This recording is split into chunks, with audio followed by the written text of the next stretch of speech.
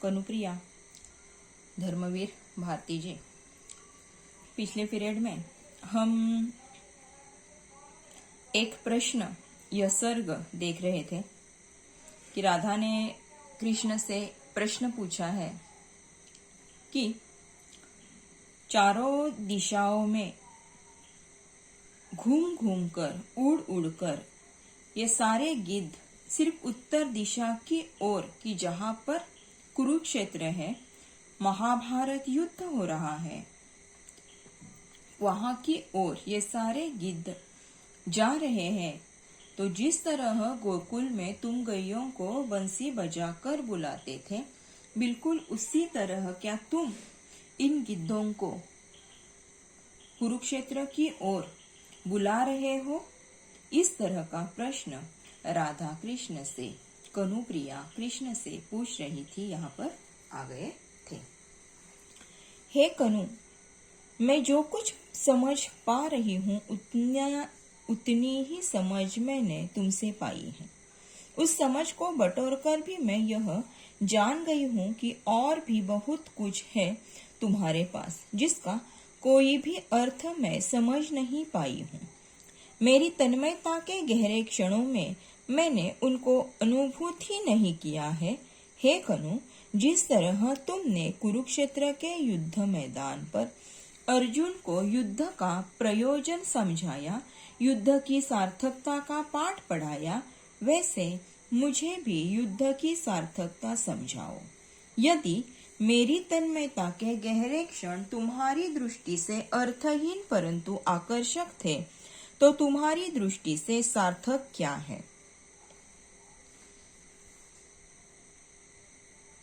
राधा कनुप्रिया कृष्ण से कह रही है कि हे कनु, तुमने मुझे जितनी समझ दी है उतना ही मैं समझ गई हूँ, उतनी ही समझ मैंने पाई है। वह समझ मैंने बटोर कर इकट्ठा करके रखी है, मैं उसे जान गई हूँ। और तुम्हारे पास जिसका कोई भी अर्थ मैं नहीं पाई हूँ, वह मेरी तन्मयता के गहरे क्षणों में मैंने उन्हें अनुभूत किया है, नहीं किया है, उनका अनुभव मुझे नहीं हुआ है। सो हे कनु, जिस तरह तुमने कुरुक्षेत्र के युद्ध मैदान पर अर्जुन को युद्ध का प्रयोजन समझाया, युद्ध की सार्थकता का पाठ समझाया, पढ़ाया, मुझे भी युद्ध की सार्थकता बताओ, समझाओ। यदि मेरी तन्मयता के गहरे क्षण तुम्हारी दृष्टि से अर्थहीन परंतु आकर्षक थे, तो तुम्हारी दृष्टि से सार्थक क्या है, यह मुझे समझाओ। इस तरह का प्रश्न राधा कनुप्रिया कृष्ण से पूछ रही है। यहाँ तक एक प्रश्न, यह सर्ग समाप्त हो गया है। आगे का सर्ग है शब्द अर्थहीन। शब्द अर्थहीन। राधा का चेतन मन अवचेतन मन को संबोधन कर रहा है। कनु, युद्ध की सार्थकता को तुम मुझे कैसे समझाओगे? सार्थकता को बताने वाले शब्द मेरे लिए अर्थहीन हैं। मेरे पास बैठकर मेरे रूखे बालों में उंगलियां उलझाए तुम्हारे कांपते फोटो से प्रणय के शब्द निकलने थे। तुम्हारे कई स्थानों पर मैंने कर्म, स्वधर्म, निर्णय, दायित्व जैसे शब्दों को बोलते सुना है। मैं नहीं जानती कि अर्जुन ने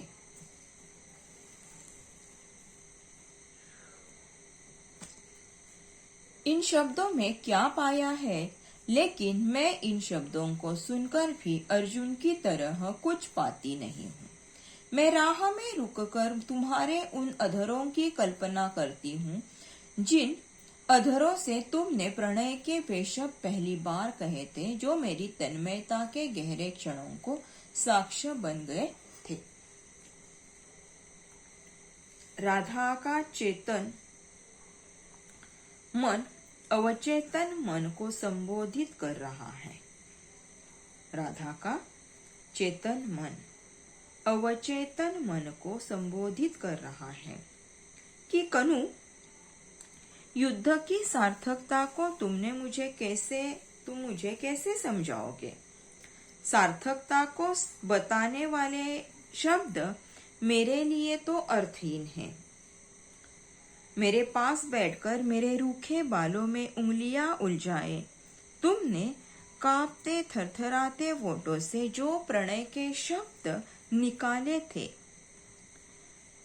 तुम्हें कई स्थानों पर मैंने कर्म, स्वधर्म, निर्णय, दायित्व जैसे शब्दों को बोलते सुना था।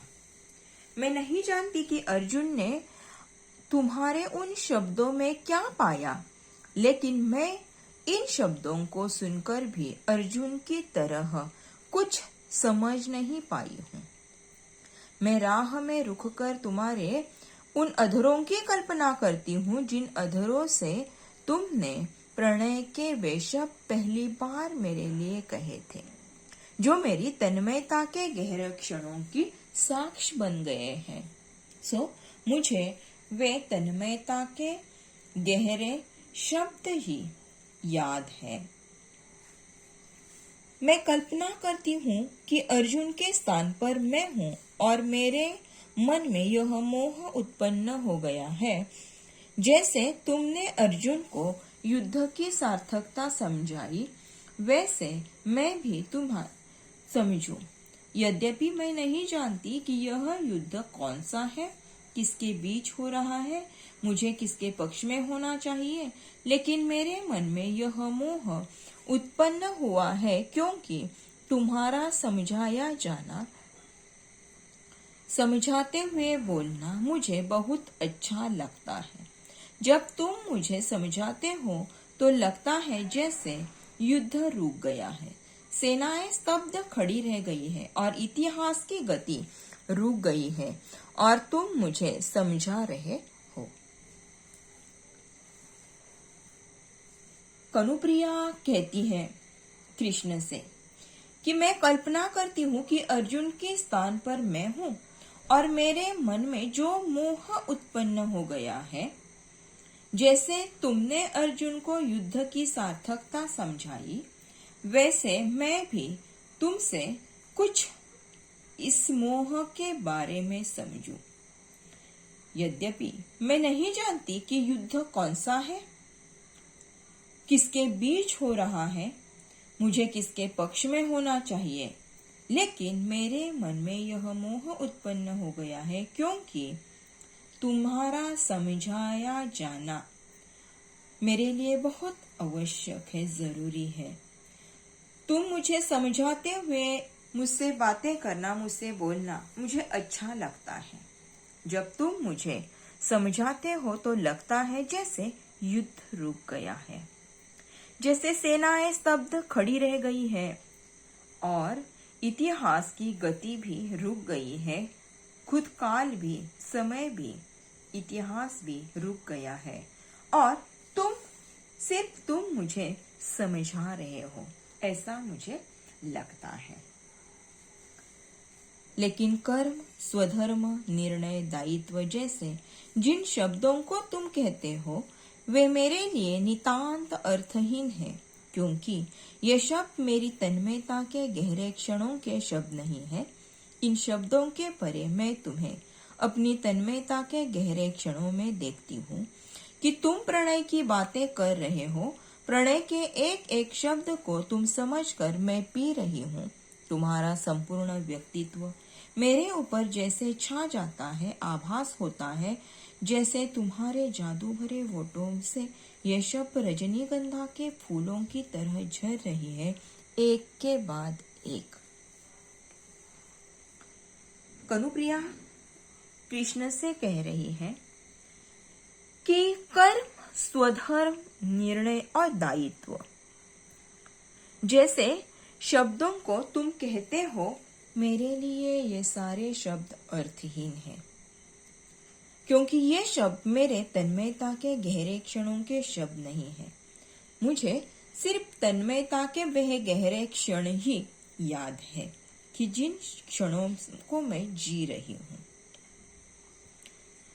उन्हीं क्षणों को मैं देख रही हूँ। तुम प्रणय की बातें मुझसे कर रहे हो, प्रणय के एक एक शब्द को तुम मुझे समझा रहे हो और मैं वह समझ कर पी रही हूँ। तुम्हारा संपूर्ण व्यक्तित्व मेरे ऊपर जैसे छा रहा है, छा गया है। आभास हो रहा है मुझे तुम्हारे जादू भरे ये फोटो के शब्दों से, कि जो शब्द रजनीगंधा के फूलों की तरह एक के बाद एक एक ऐसा टपक रहा है। इस तरह तुम्हें मुझे समझाते हुए मैं अपने आप को धन्य मान रही हूँ, खुश मान रही हूँ। कनु, जिन शब्दों का तुम उच्चारण करते हो, कर्म, स्वधर्म, निर्णय, दायित्व, ये शब्द मुझ तक आते आते बदल जाते हैं। मुझे तो ये शब्द इस तरह सुनाई देते हैं, राधन राधन राधन। तुम्हारे द्वारा कहे जाने वाले शब्द असंख्य है, संख्यातीत है, लेकिन उनका एक ही अर्थ है, मैं, केवल मैं। अब बताओ तो कनु, इन शब्दों से तुम मुझे इतिहास कैसे समझाओगे? मेरी तन्मयता के गहरे क्षणों में जिए गए वे शब्द ही मुझे सार्थक लगते हैं। कनुप्रिया कहती है कि हे कनु, जिन शब्दों का तुम उच्चारण करते हो, कर्म, स्वधर्म, निर्णय, दायित्व आदि शब्द मुझ तक आते आते बदल जाते हैं और मुझे ये शब्द इस तरह सुनाई देते हैं कि राधन राधन राधन। तुम जिन शब्दों से कर्म, स्वधर्म, निर्णय, दायित्व ये शब्द मुझ तक आते आते राधन राधन राधन इस तरह हो जाते हैं। तुम्हारे द्वारा कहे जाने वाले शब्द असंख्य हैं, उनकी संख्या गिनी नहीं जा सकती, लेकिन उनका मेरे लिए एक ही अर्थ है कि मैं और सिर्फ मैं, केवल मैं। अब बताओ तो कनु, इन शब्दों से तुम मुझे इतिहास कैसे समझाओगे? मेरी तन्मयता के गहरे क्षणों में जिए वे शब्द ही मुझे सार्थक लगते हैं। तुम जो कुछ मुझे समझा रहे हो वह मेरे समझ के बाहर है। मुझे सिर्फ तन्मयता के वे गहरे क्षण ही याद है। सो इसीलिए तुम्हारा समझाया जाना मुझे सिर्फ राधन राधन यह शब्द सुनाई दे रहे हैं। सो इसीलिए मैं तुम्हारे शब्द समझाया जाना सुन नहीं सकती। यहाँ तक हमारा कनुप्रिया ये जो सर्ग है, अर्थहीन शब्द, यह समाप्त हो गया है। और अब यह काव्य जो है वह एक कविता के माध्यम से दोबारा उसी अर्थ का यहाँ पर समझाया गया है। सेतु पहला हमने यहाँ पर जो सेतु में देखा है, बिल्कुल उसी तरह का अर्थ यहाँ पर है। एक बार हम देख लेते हैं जल्दी जल्दी से ही, क्योंकि एक बार तो हमारा हो गया है। गणपतींच्या नंतर परीक्षा निश्चित केलेली आहे। कदाचित पेपर घरी सुद्धा दिले जातील, परंतु त्यासाठी थोडासा अभ्यास तुम्ही करायचा आहे सर्वांनी। झालेला जेवढे धडे कविता किंवा हे काव्य आहे, जेवढं झालेलं आहे तेवढं करत चालायचं आहे। पुढच्या दृष्टीने तुम्हाला ते सोपं पडेल, चांगलं पडेल, त्याच्यामुळे ते करत चला। एक सर्ग आपण बघूया सेतु में। नीचे की घाटी से ऊपर के शिखरों पर जिसको जाना था वह चला गया, हाय मुझी पर पग रख, मेरी बाहों से इतिहास तुम्हें ले गया। सुनो कनु सुनो, क्या मैं सिर्फ एक सेतु थी तुम्हारे लिए? लीला भूमि और युद्ध क्षेत्र के अलंघ्य अंतराल में अब इन सुने शिखरों, मृत्यु घाटियों में बने सोने के पतले गूंथे तारों वाले पुल सा, निर्जन निरर्थक कांपता सा यह छूट गया मेरा यह सेतु, जिनको जाना था वह चला गया। कनुप्रिया कृष्ण से कह रही है, नीचे की घाटी से ऊपर के शिखरों पर जिनको मैंने जाना था, जिस कनु को मैंने जाना था, पहचाना था, अपना मान लिया था, वह कनु मुझ पर ही पैर रखकर ऊपर के शिखरों तक ऊपर मुझे छोड़कर चला गया। मेरी बाहों से इतिहास तुम्हें ले गया। हे कनु, हे कृष्ण सुनो, क्या सिर्फ मैं एक सेतु ही थी तुम्हारे लिए? लीला भूमि और युद्ध क्षेत्र के अलंघ्य अंतराल में, लीला भूमि से युद्ध क्षेत्र के बीच में जो दूरी थी, उस दूरी में तुमने जो सेतु बनाया, वह सेतु के लिए मैं ही सिर्फ तुम्हें मिल गई थी।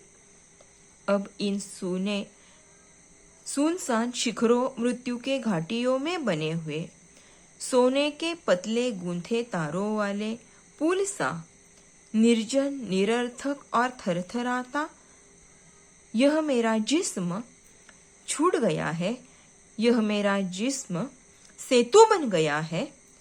हाय, यह क्या मेरी दशा हो गई थी। जिसे मैंने जाना चाहा वह मुझे छोड़कर चला गया। हे कान्हा, हे कनु, हे कृष्ण, तुम मुझे छोड़कर चले गए। आगे का हम अगले पीरियड में लेंगे। यहाँ तक हम आज रुकते हैं। धन्यवाद।